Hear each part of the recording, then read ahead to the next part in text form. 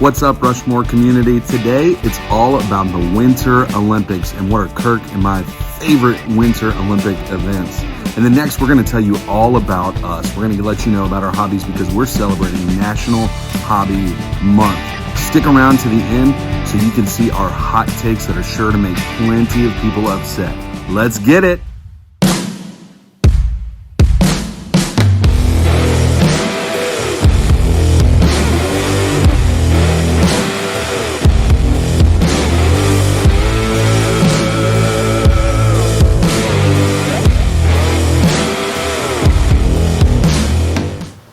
Rushmore Show, where it's all about your top four and nothing more. USA, USA, USA, USA. Dude, what is going on? Man, I am so pumped because next month, look, we're already at the end of January, which is crazy. It's the 5th episode. So already the 5th episode, but you know what that means? Obviously, I'm still excited. This is the last day of January, but when we move into February, however you want to pronounce it. Feb, the second month of the year, we're going to gear up and we're going to get ready for the Winter Olympics.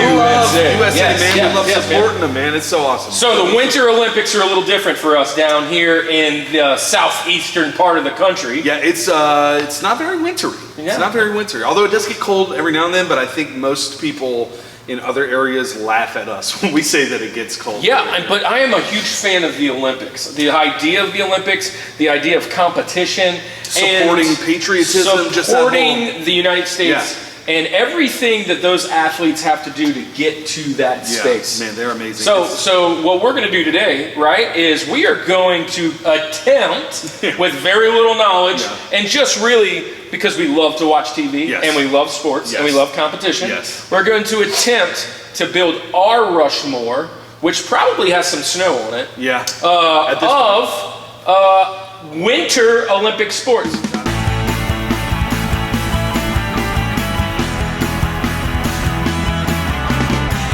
Do Summer Olympics really easy.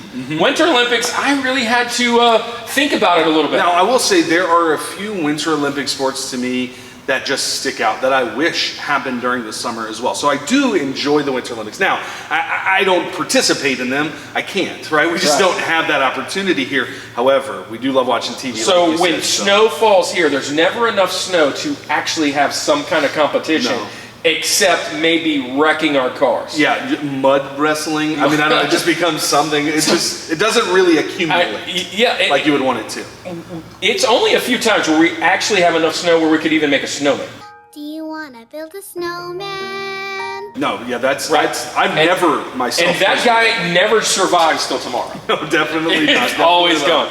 Let me just preface this. Most of our Rushmores, we're not experts on. No. Now, Winter Olympics, we are certainly not experts on. And when we were comparing them, many of ours are similar, okay? But I still think it'll be fun to kind of talk about this. It's going to be fun. So, Andy, tell me who your Rosie is for Winter Olympic sports. All right, number 4. Starting off this Mount Rushmore, when it comes to Winter Olympics, this event, I believe, you could take the Winter Olympics aspect out of it. As far as sports are considered, this is one of the most insane things that a human could put themselves through. Right.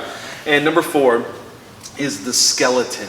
These guys are going down an ice slide by themselves on like a board with a razor blade at the bottom, head first. Like 140 kilometers, and like they're flying. They're going insane speeds. They're doing, look, it's already crazy enough, you know, we'll get into bobsleigh and all those things later where there's multiple people, but just head first. Like, I think about like, okay, so how do I relate to it when I'm a kid here in the South? Like when we're swimming in pools and you've got a slide, you're going into a pool, it's the crazy trick. You're crazy if you go head first right into a pool. It's insane. So the skeleton, and I think it's fitting and also crazy that they call it skeleton. It literally is like, you're gonna die. There's a good chance of you being a skeleton after this only. So skeleton is my number 4. What about you? I love that one, and obviously I'm passionate about it because it's popping up around it for me. But I'm going to go with number 4 for my Rosie. the bobsled or bobsleigh. Cool Runnings fan? You're a Cool Runnings fan? Huge Cool Runnings fan. You know, it was one of John Candy's last movies. Yeah. One of my favorite movies. Sanka, you dead? And he's got the egg, dude. And they're like training for it in the. I knew we would have to bring movies into this to make us experts. I absolutely love that movie. It honestly is one of my favorite sports movies. But it's about the Jamaican bobsled team, right? Yeah. And the fact that they're even trying it. Maybe we have a shot. I mean, we're not Jamaica hot, but we're Louisiana and Georgia is pretty close. Kind of far-fetched. So I'm going to go with the bobsled. And look, just knowing from what I know from watching the Olympics, watching the movie, and the different things, each one of the team members have a different part. Front guys having to steer, and the guys that have to push. And I remember they were just so height, right?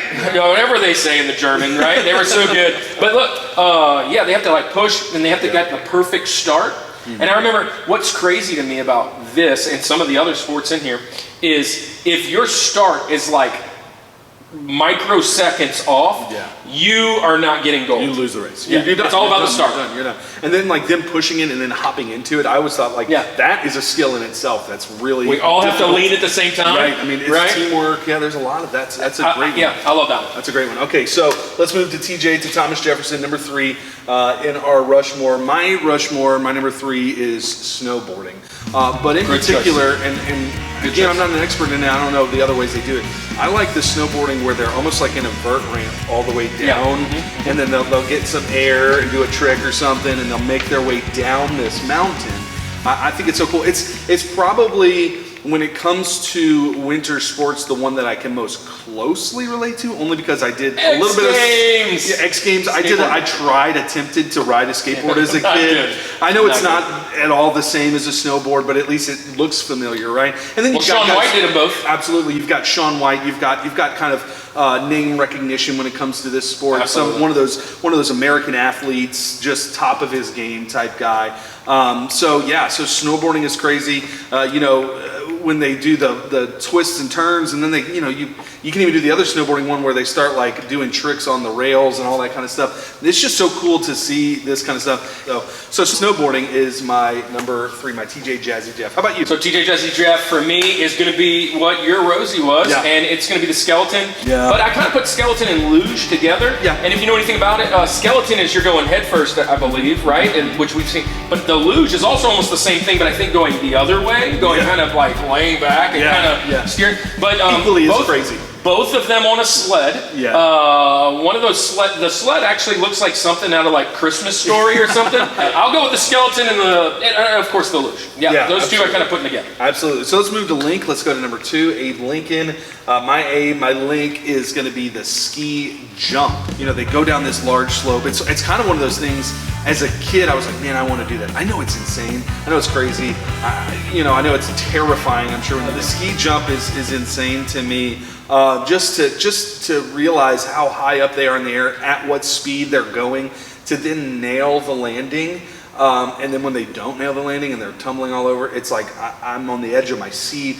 And they're always okay, it looks like. I'm like, how do they survive that? But so the ski jump equally as insane to me as many of these other sports, but I love it so much. It is, just the athleticism that it comes with doing any of these events that we've talked about is crazy, and the guts and nerves that it takes to do that. So that's my Link. I think we have some similarities in the fact that we like to see them risk their lives and lots of speed on snow, because that's just something that's essentially the Winter Olympics. You could tagline that. Bunch of people risking their lives, and there's some snow. Hey, number 2, you've already named this one as well. Snowboarding and ramps, or they're doing all those, and they're doing like different tricks, right? And it just amazes me that they even can do a trick, much less land it, and then have enough trajectory to do it again. I absolutely am amazed by the sport of snowboarding. Right? So I'm going to go with, for my Link, snowboarding. Yes, snowboarding. Okay, so look, we're going to bring it to George now, and then in discussion, though, when we were talking about this, we don't always talk about... It's the first time, I think. We've had the same George exact George. Yeah, we've had some, like my George has been your Link, or vice versa, things like that. This is the first time where we both have the same George, but our number one, our George, is curling. Curling. We love curling so much. One of the reasons I love curling, and I'll let you talk about it too, is that, as I just said, it kind of seems to be, at least when you compare it to a lot of the other Winter Olympic sports, it seems to be the one that your average Joe could probably get into and do. In fact, many of them, it looks like they're wearing bowling league jerseys or like the polos or whatever, and it's just like, I've seen a meme that kind of circulated around that says the U.S. curling team looks like a bunch of dads that were bowling that actually opened the wrong door and they wound up in a curling competition. But it's really cool. It's essentially, if you've ever played shuffleboard, and I'm not speaking from an expert stance, I'm sure that, there's a little differences. I do enjoy curling, watching it. Essentially, if you've played shuffleboard, it's similar, right? You're trying to get this big stone thing to land closest to the middle of this big target, right? And it's one team versus another. There's some sweeping. Well, there's all kinds of sports that are similar, right? Shuffleboard, you named it. Yeah. But what is it, bocce? They kind of roll the ball and kind of get to that spot. Essentially, this sport is one of my favorites because I feel like if I have a shot to be in the Winter Olympics, that's it. I need to learn how to shuffle my feet and sweep, right? Now, there is a special art to sweeping, because I love like when it gets to the end and they're just like as fast as they can to slow that thing down or whatever, or they just kind of back out the way so it just keeps on gliding. But essentially they're kind of melting the ice to give it a certain path. Yeah, and then they stop for it to break, to slow down. But also, it kind of, I imagine that these guys up north, instead of playing darts or shuffleboard at the bar, they're like, let's go out and do some curling. Curling is fantastic. It's fun. If you haven't watched it yet, I highly encourage it. I on my desk at work actually have a desktop curling little play thing. Right. It's pretty fun. So I really enjoy curling. Rightfully so. Yeah, so that is our Rushmore. So to just back it up, bobsled, skeleton, and snowboarding and curling, we matched on 3, and you added the high jump. I added the ski high jump, but you can't go wrong with any of it. I highly encourage you, look, go watch the Winter Olympics when they come on. It's a whole bunch of fun. Go USA. Support the US. USA. We're all about that, and it's going to be a great time. So, all right, guys, so our next Rushmore list that we want to get into, we want to kind of let you know, obviously, hey, we're in episode 5. I think you've kind of gotten to know us a little bit. We've unveiled our Rushmore so far. You've kind of picked up on our personality. But one of the things that we want to do that January, it's the last day of January, but it is actually National Hobby Month, right? We want to kind of let you guys know about our hobbies. And we decided, hey, what better way to do it than to do it in Rushmore mode and to let you guys know our top 4 hobbies that we have personally. So,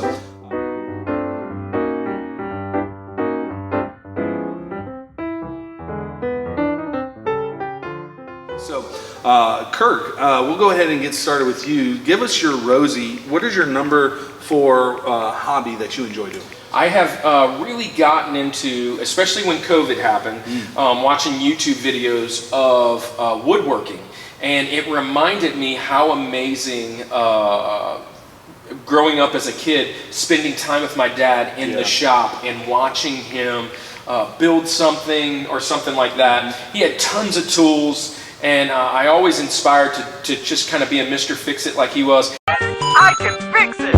And he kind of taught me the ins and outs. But I've really gotten into woodworking. If you follow me on social media, you may see some of the things I've been doing for the kids or whatever. But woodworking is one of those things that I can get in the shop and spend, gosh, hours, to be honest. Turn the music on and just kind of get in the zone and thinking about what I like, where I want to build, writing out plans, watching YouTube videos, learning new strategies or new ways of making a joinery or something like that. Obviously, I always kind of thought when I was younger that it was odd that grown men love tools, right? Yeah. Oh, tools. It's a manly thing. And I there's just something about going into the Home Depot, right?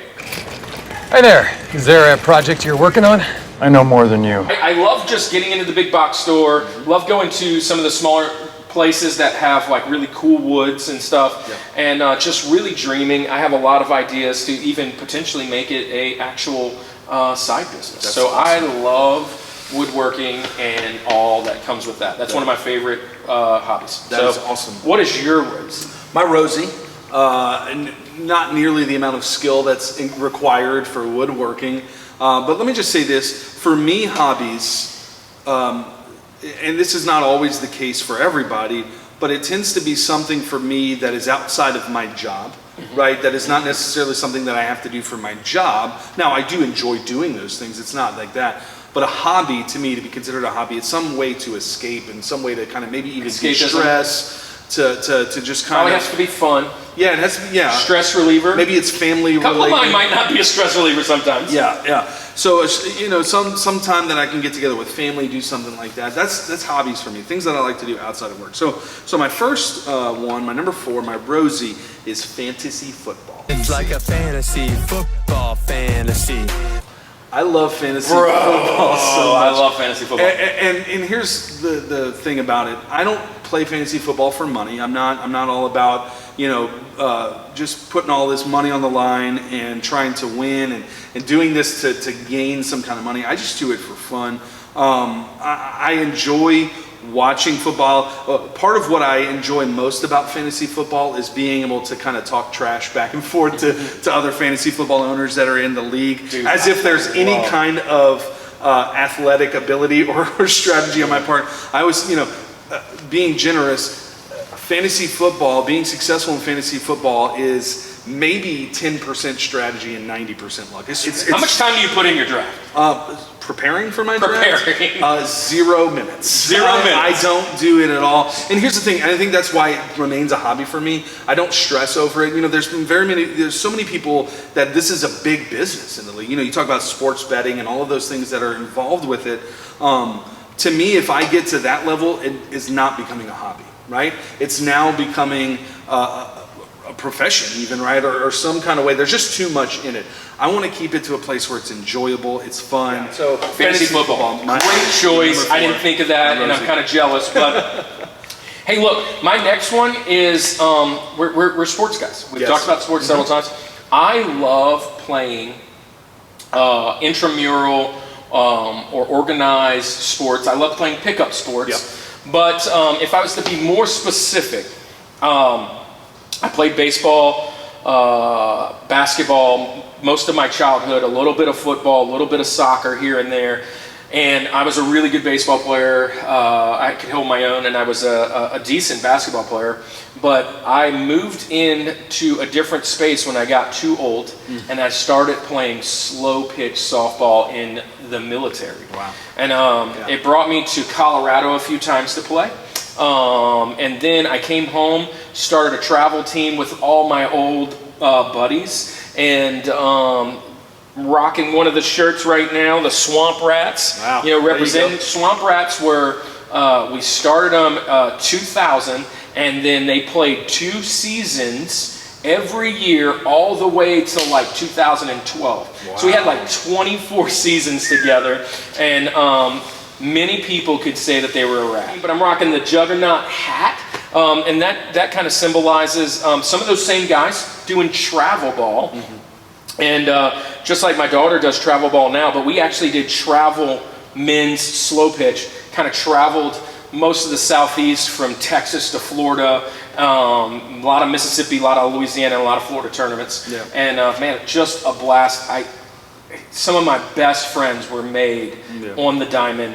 And I just have to throw this in there. You said that it's a stress reliever. Yeah. Softball was never a stress reliever. I was so competitive. Yeah. This is before Christ.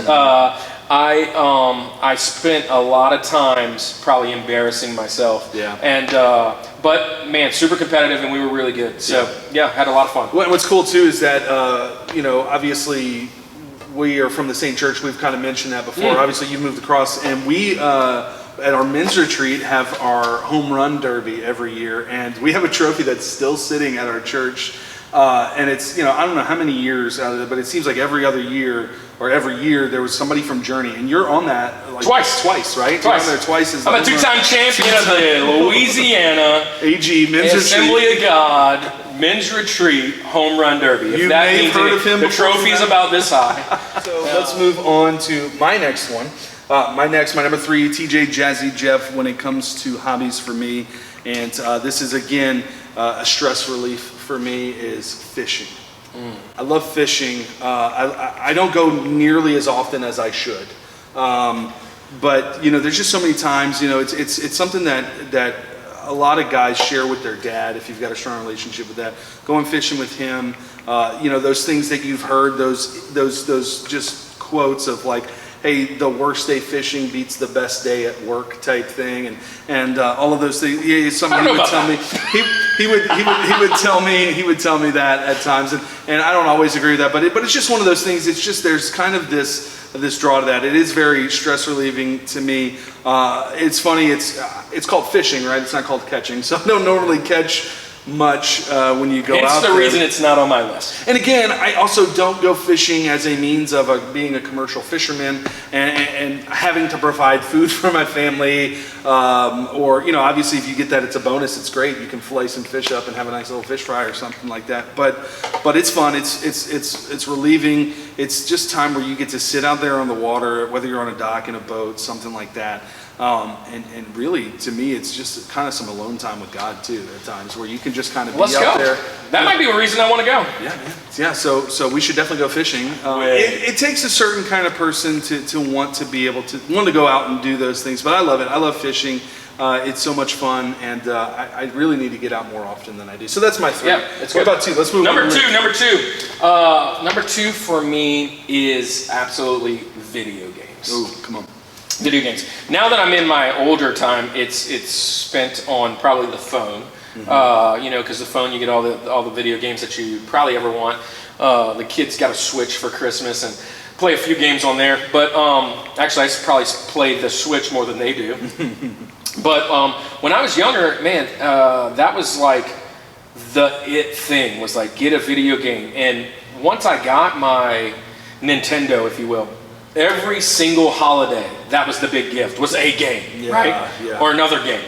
And my sister worked for a toy store, so she always got the good deals. So I'd get video games, and I really fell in love with it. So much so that I thought for a very, very long period of time that I was going to go to school to design or make or do video games. I went all the way to Winter Park, Florida for an introduction to a school to do video game design and some of those things. And it didn't work out, but it is one of my favorite things. I still have many of my original games and original systems. Yeah. So number 2 on my list will be video games, and honestly, it doesn't matter what system.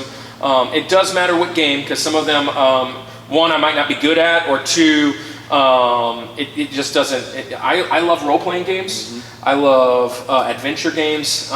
As much as the big craze is for the first-person shooter type, I'm just terrible at them, so I don't really play them too often. Yeah. But I do like a lot of the classics. Yeah. So, yep, video games is definitely my link. So my number 2, my link is kind of a 2-for-1.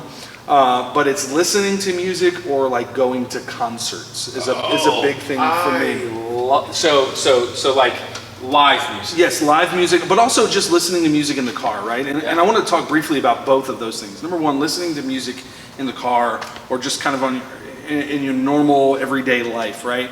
I love it so much. It's again another stress reliever for me in a sense. When you can belt out those songs, I tell you what, every time that I'm in my truck by myself, or even sometimes with my family or just anybody. We did it on the way here. Yeah, I'm listening to music, I'm belting out the lyrics, I'm singing it as if I'm the lead singer of that band. I'm air drumming on top of everything. Man, I'm somehow air guitaring and playing. I'm humming the things. One thing about listening to music, just so you guys know, it deeply offends me if I have a new song or a song that I want somebody to hear, even if it's not a new song, and I put it on in the car and then they just want to talk to me during that time. Does anybody ever feel that way? It's like, no.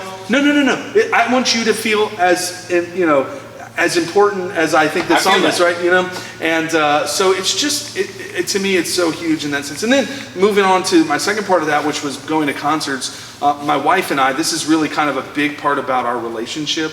Early on, obviously, you know, we've had 2 kids. I've got 2 daughters, and it's not as easy to go to the concerts like we used to when we were dating now, but we still do try to go to some if we're able to. But a huge part of our relationship early on was going to concerts, right? And it could be anybody. You know, I have such a wide range of music taste from you know, from pops to heavy metals to rock. Which is one of the country. things that made us really kind of click.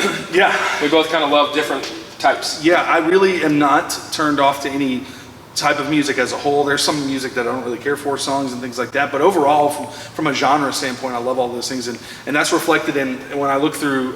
You know, this used to happen. It doesn't really happen anymore. The actual ticket stubs. We saved all of those, my wife and I, from concerts that we would go to. In fact, our first date was to a concert. It was actually Aaron Lewis from Stained. It was a solo acoustic performance. So hey, let's jump into George. Let's get there. Now, my George is, my George is very dear to me. Mm-hmm. My wife hates it. My kids don't understand it. One of my kids doesn't understand it. My mother-in-law doesn't understand it. You know, they all live with me. Parents just don't understand. Carson and Cannon, I think, are pulling on some of these traits. Yeah. But I love to collect things. Many people call it hoarding. I don't hoard what I would consider hoarding, as I usually collect things that have either sentimental value, but that sentimental value also has a actual street value, usually. So like baseball cards, sports cards, those things. I haven't collected them kind of religiously over the last few years, but I still stop and get a pack or 2. I have thousands of cards. Actually, me and Thomas were talking about it the other day, and I came and showed him my collection, if you will, and there are thousands of cards that I have. Let me just say this real quick about the cards. When you were moving from Louisiana to Georgia, I was there helping you, move things out. Dude, we were in your attic for like 2 hours, and it was just constant baseball cards. I'm like, how does this dude, that's all your attic was used for. How do you have that many cards? It's impressive. So, that cards, but comic books. Yeah, I lost most of my collection of comic books in Hurricane Katrina. Mm-hmm. The funny thing is, Hurricane Katrina, we left, right? We leave out, and my whole car is filled with the dog and my card collection. That's the only thing I brought with me. So 2 things I'm grabbing and an emergency. And I pretty much left everything else. I had my cards. And my mother-in-law was like, this is crazy. Why do you still have this? But hey, look, honestly, card collecting is a big thing right now. Yeah. Pokemon cards are just skyrocketed price. I never did Pokemon. That was a little bit later from me, but I wouldn't not. Cannon's kind of collecting those now. Action figures. I was really depressed. I came home from college or military or whatever, and I found out that my mom had thrown all of that out in a way. That really was depressing. But we just talked about it. My link is video games. I collect video games a little bit, and I have quite a collection of that. But nowadays it's funny. It's helping my kids do their collections, and it's funny, I kind of know what's in their collection more than they do, and they have different things, whether it's action figures or the pop figures, going to Comic-Cons and things like that. It's just really fun for me. We've talked about it before, I'm super geeky, but I love to collect, like especially sports cards, comic books, and things like that. Let me tell you, one of the things that I love, this happened actually just, I think yesterday or the day before when I'm up here, is we were filming, we were doing some stuff for Rushmore, we were doing that kind of stuff, and your son calls you and wants your input as far as what should I collect? What is the toy I should get? Start collecting. Yeah, and you're like giving him some advice. So it is really cool to kind of see that move down and kind of be passed on, right? You talked about with woodworking is one of those things passed on. Fishing, one of those things that kind of passes on. So it's really cool. Yeah, so my number one by far, my George, is collecting. Okay, so what's your George, man? I'm gonna wrap it up with my George. I mentioned that this is my last 2, my Link and my George, are both music related.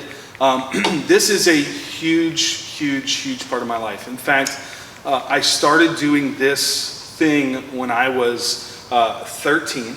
Right before high school is when I just began taking on this hobby, and that's playing drums.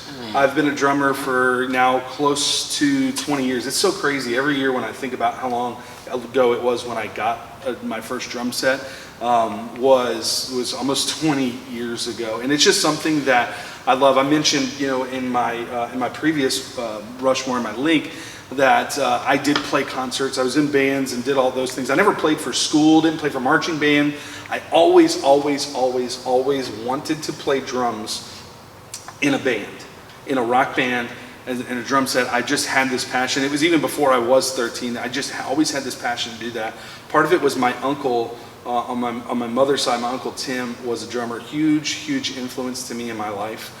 From a music standpoint, just you ever have that cool uncle? You just like that guy that's just that really. Some people have creepy uncles and weird uncles, but I had this really cool uncle, my Uncle Tim. He's been passed away for several years now. One of the biggest things was he was a drummer as well.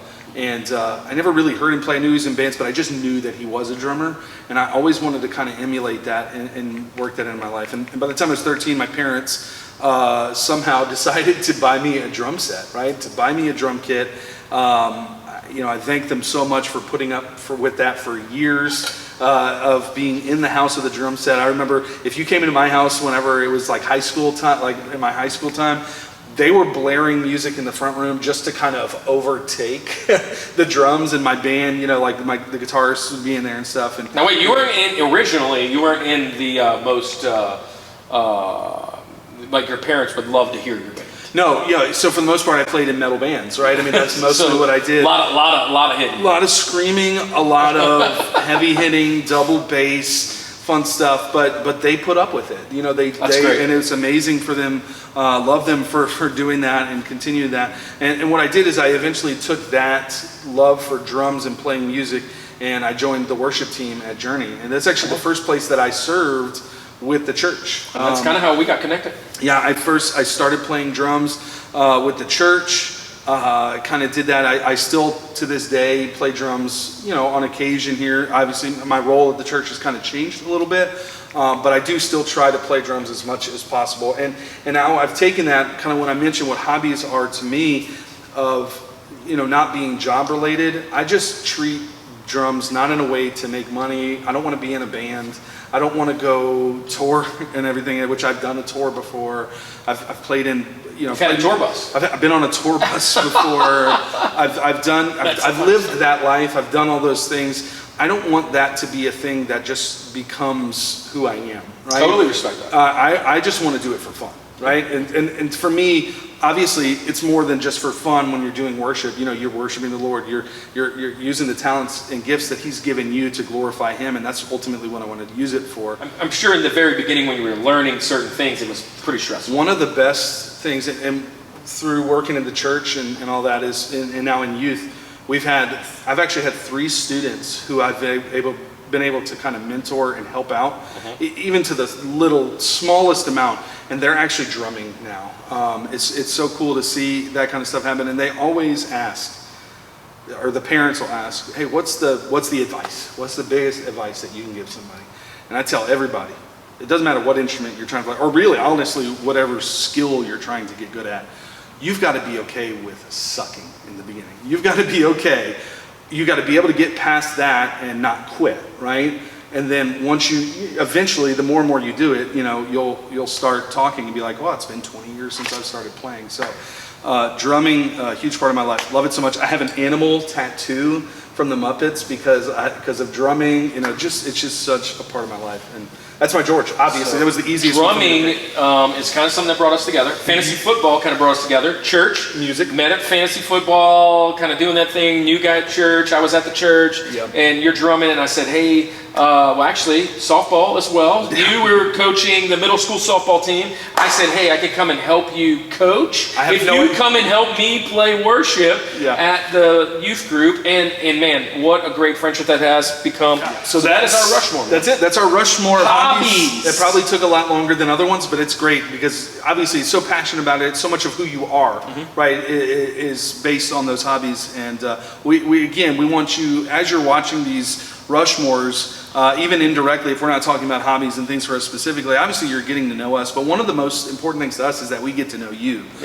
So, hey, look, if you've got hobbies, if you've got other things that you would like to talk to us about, look, softball teams you need me to play for. If you're a fan, if you enjoy woodworking and you guys want to connect, right? I mean, that's what this whole Rushmore community is about. It's for us to do life together, to be able to kind of be able to be in that same community together and to share our lives with you and you to share your lives with us. So. All right, guys. So we are at the point for our third and final segment for episode 5, finishing off January. This is a monthly great run, man. It's been a great run. I'm getting excited for the Olympics that are coming up in a couple days. I have a lot of hobbies that I need to go and get done, but man, we've gone through our Rushmore. But here's the thing. This segment is it's a segment that we introduced, I think, episode 2. And it's called Coming In Hot Take. I'm coming in hot. So we mentioned in our Olympic sports Rushmore that there were so many strong athletes, right? You know, just the athletic prowess it takes to be doing that ski jump and the snowboarding, to be flipping upside down 3-4 times, I mean, I just can't imagine all that stuff. Curling, maybe not so much, maybe some strength and things like that. And there is a specific sport out there that I'll just go ahead and say it. I'm talking about NASCAR. Let me talk about NASCAR. Or let's just talk about not even just NASCAR. Let's talk about racing in general. Racing a car in general. A car racer, and I'm really kind of walking on eggshells here to get to, I believe, and this is my hot take, I'm just going to do it. A car racer is not an athlete. Oh. I said it. Now let me kind of explain this. Can a car rider be athletic? Absolutely. Surely, and there's many of them out there who are. However, for somebody to tell me that the person who is driving the car is an athlete, why am I not an athlete when I'm driving on the interstate, right? It's the same thing. It's just at a higher speed. I get that. Going 180, making 4 left turns. I understand that, but the car is doing the work for you. Oh. The car is moving. I will say this, I would even say that the pit crew is more of the athlete than the driver is. When they pull into the pit and there's a guy jumping over the hood of the car and it's this whole organized team effort, I would put that more as an athlete than the person driving the car. I'm making people mad right now and I'm okay with that. Guys. I'm okay with it. I'm not saying that I don't enjoy racing. Hear me when I say this. I'm not saying that I don't enjoy racing. I'm not saying that they may not be athletic, the people who are in there. But to call somebody an athlete, somebody who performs athletic, I don't want to hear it when it comes to a racer. I'm sorry, but I'm also not sorry because that is my hot take for sports. So I've offended a lot of people. We're here in Georgia. We're in the South. Like this, it's highly offensive. Okay. Georgia, Alabama, Tennessee, South Carolina. Yeah. Give me your hot take and make yourself a villain to some people too. Okay. Yeah. I am. I want you to look in the camera when you say this too. I want you to tell these people. I'm also going to look. So I'm also going to have a really big hot take, and I actually have experience with this one. Yeah. Okay. Right. I have experience with this one. I remember being at a party, probably my senior year. My girlfriend was there. A lot of people's girlfriends are in there. Lots of friends, all my buddies were there, and I got challenged by a couple other athletes, specifically some soccer fans. American football, if you're those are athletes, those are they're really great athletes. 100%. Really great athletes.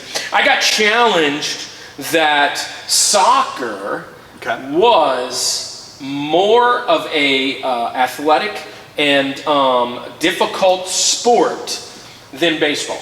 Okay. And because I was a baseball guy, right? And my hot take is this. Okay.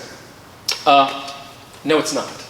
No, it's not. Matter of fact, I don't think just not even soccer, but I think that only the elite of athletes, right? Those that have played multiple sports and done those things can call me a liar in this. But anybody who specializes in one sport, just specialize, not the Bo Jacksons, not the Deion Sanders, those are the even freaks. Tom Brady, he got drafted in both. Michael Jordan played both.